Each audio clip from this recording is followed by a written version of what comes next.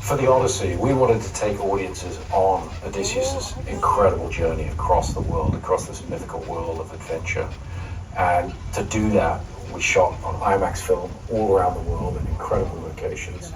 And we wanted to put audiences on the deck of his ship. So we shot with full-size ships, like the one that you're seeing right now, and went out on the oceans of the world with our IMAX camera and with our incredible cast led by Matt Damon to really try and take audiences on this incredible thrill ride.